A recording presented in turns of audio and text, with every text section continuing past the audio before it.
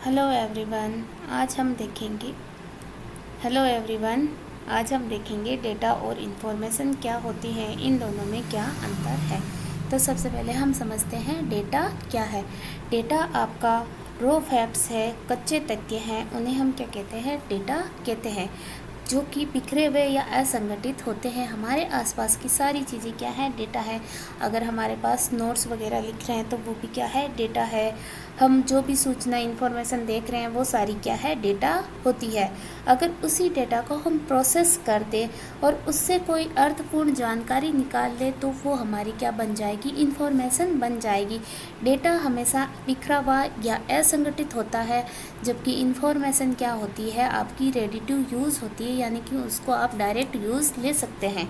जब आप डेटा को प्रोसेस कर देते हैं तो उससे क्या बन जाती है, इन्फॉर्मेशन बन जाती है।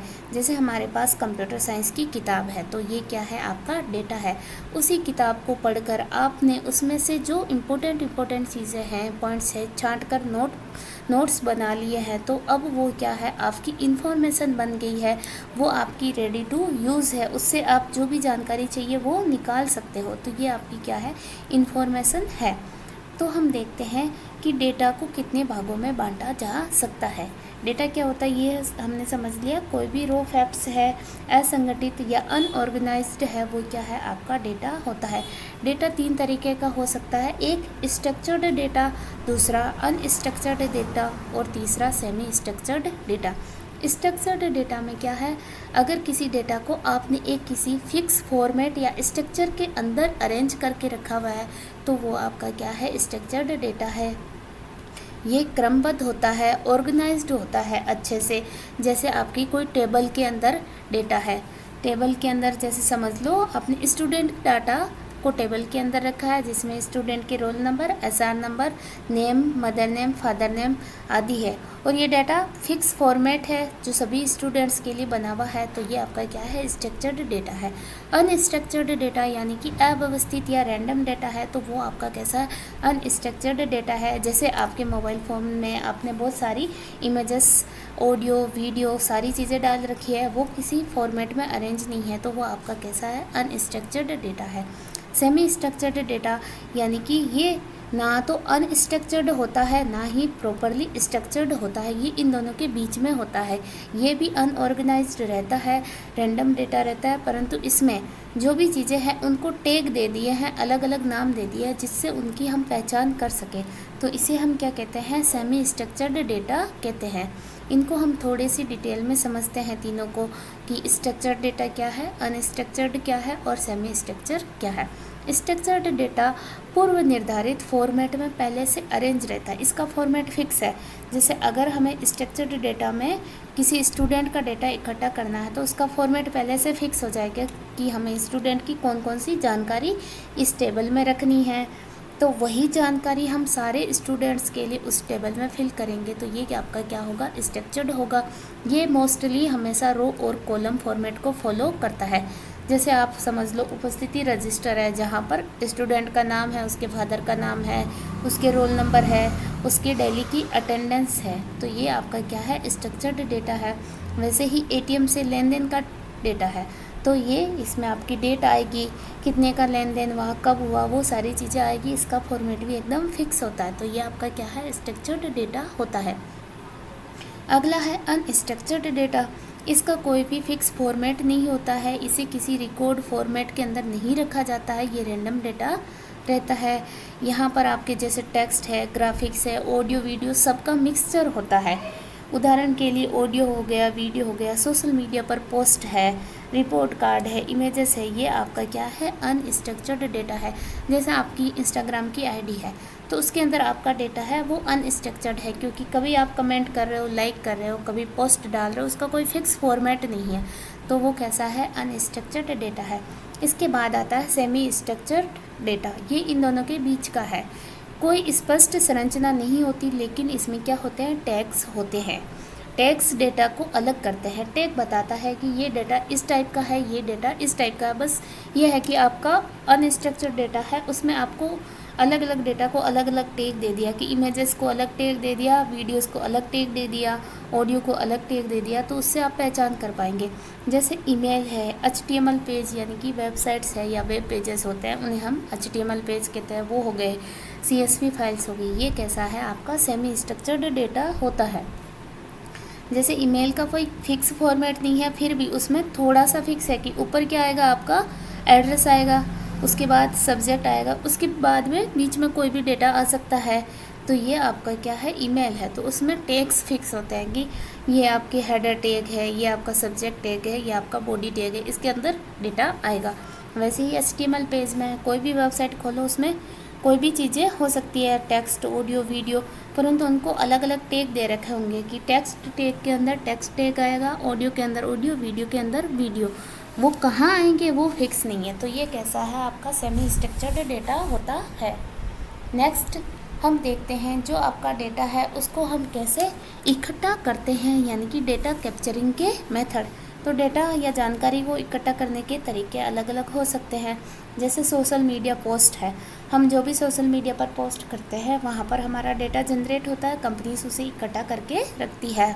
वैसे ही हम शॉपिंग साइट्स पर शॉपिंग वगैरह करते हैं तो वहाँ पर भी हमारा डेटा क्या होता है, इकट्ठा होता रहता है, और कंपनीज उसे इकट्ठा करके हमारे इंटरेस्ट का पता लगाती है कि ये व्यक्ति इन चीज़ों को खरीदता है या ये चीज़ें इनको पसंद है, वो उनको एनालाइज करती रहती है। रिमोट सेंसर्स, सैटेलाइट्स वगैरह भी क्या करते हैं, हमारी पृथ्वी का डेटा इकट्ठा करते रहते हैं।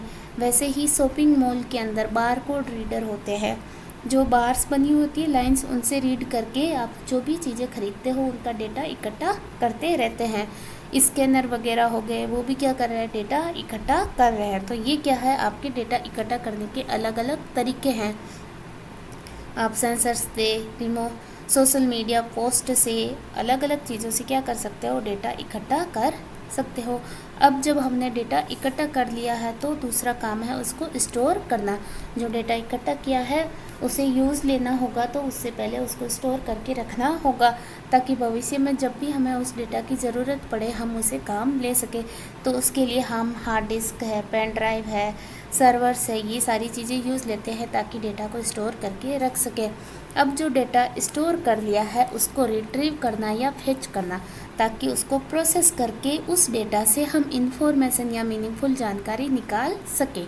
तो उसे हम कहते हैं डेटा रिट्रीवल या फेचिंग डेटा। इसके लिए हम क्या करेंगे, जो भी डेटा हमारे पास स्टोर करके रखा हुआ है उसको फेच करेंगे और उसके बाद प्रोसेस करके उससे निकालेंगे इंफॉर्मेशन। और जो उसके बाद में इंफॉर्मेशन निकलने के बाद में मोस्टली डेटा को हम क्या कर देते हैं, डिस्कार्ड कर देते हैं, क्योंकि अब हमें उस डेटा से जो जानकारी चाहिए थी वो मिल गई है। डेटा को स्टोर करके रखने का कोई फ़ायदा नहीं है क्योंकि वो हमारा स्पेस भी तो ले रहा है। तो अब हम क्या करेंगे, प्रोसेस कर लिया, जो इन्फॉर्मेशन निकालनी है उसको रख लिया, बाकी डेटा को हम डिस्कार्ड कर देते हैं। नेक्स्ट क्या है, डेटा की सुरक्षा में खतरे। दो बड़े खतरे होते हैं मेनली, एक तो डेटा डिलीशन होता है, दूसरा डेटा का लीक होना। तो सबसे पहले देखते हैं डेटा डिलीशन। अगर हमारे पास जो भी डेटा है वो गलती से डिलीट हो जाए या कोई हैकर जानबूझकर उसे डिलीट कर दे तो क्या है, हमारा डेटा लॉस हो जाएगा, हम उससे कोई इन्फॉर्मेशन नहीं निकाल पाएंगे। तो इसका सॉल्यूशन क्या है कि आपके पास जो भी डेटा है आपने जहाँ भी स्टोर करके रखा है वो जगह सिक्योर होनी चाहिए, वहाँ पर पासवर्ड होनी चाहिए, इंक्रिप्शन का यूज़ किया जाना चाहिए ताकि आसानी से आपका डेटा हर कोई डिलीट ना कर सके।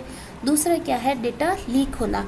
डेटा लीक होना कब होगा, जब एक तो है कि आपके फॉर्माइल वगैरह से किसी ने पासवर्ड ले लिए या आपका डेटा सिक्योर नहीं था तो उसको लीक कर दिया, डिलीट करने की जगह उसको अपने पास स्टोर करके रख लिया तो वो हो गया। एक है कि आपने अपने पुराने डिवाइसेस किसी को बेच दिया है तो वहाँ से भी वो डाटा रिकवर करके लीक कर सकता है, यानी कि अनवांटेड अगर कोई रिकवरी कर ले तब भी आपका डेटा लीक हो सकता है। अगर आपके पास पुरानी या ख़राब डिवाइस है उससे डेटा कोई रिकवर कर सकता है, तो उसके लिए क्या है, उनको फेंकने से पहले या किसी को देने से पहले आपका डाटा है उसे अच्छे से क्लियर करो, पूरी तरह नष्ट करो।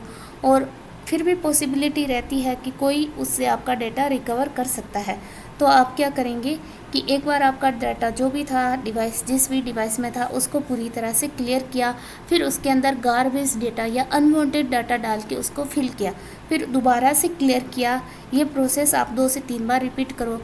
ताकि कोई भी अगर आपका डिवाइस लेता है उससे वो डेटा रिकवर करने की कोशिश करता है तो वो जो लास्ट डेटा डिलीट हुआ है उसको रिकवर कर पाएगा। इससे जो आपका डेटा है वो सेफ रहेगा, रिकवर नहीं होगा। अब हम समझते हैं आपके डेटा का जीवन चक्र।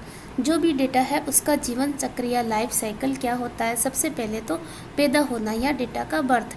तो जो भी रॉ फैक्ट्स है, कच्चे तथ्य है, उनको हम इकट्ठा करते हैं। जैसे स्ट्रक्चर्ड है, अनस्ट्रक्चर्ड, सेमी स्ट्रक्चर्ड डेटा रहता है, वो हो गया। फिर उस डेटा को हम क्या करेंगे, कैप्चर करेंगे। उसको कैप्चर करने के लिए हम कीबोर्ड, स्कैनर है, सेंसर्स है वगैरह से उसको क्या करेंगे, कैप्चर करेंगे, यानी कि उसको इकट्ठा करेंगे। उसके बाद में हम करेंगे उसको स्टोर, और स्टोर करने के लिए हम सर्वर या हार्ड डिस्क में उसको सेव करते हैं या पेन ड्राइव वगैरह। ये डिपेंड करता है कि आपका डेटा कितना बड़ा या कितना छोटा है। अगर छोटा है तो आप पेन ड्राइव में रख सकते हो, थोड़ा बड़ा है तो हार्ड डिस्क, और बहुत बड़ा डेटा है तो आप सर्वर्स में स्टोर करके रखोगे। उसके बाद में उस डेटा को रिट्रीव करना और उस पर प्रोसेस करना, यानी कि जो सेव डेटा है उसको निकालना, उससे इंफॉर्मेशन निकालना, उसको प्रोसेस करना, वो आता है। उसके बाद में डेटा को डिस्कार्ड करना, नष्ट करना आता है।